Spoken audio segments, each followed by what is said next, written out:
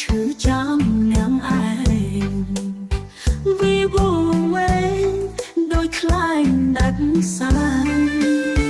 ខ្លាចហើយនោះបងសូមស្វាលី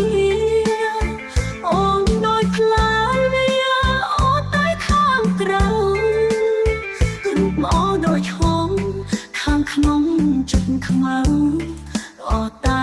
ខាងក្រៅចិត្តខ្មៅដូចឯងកាយ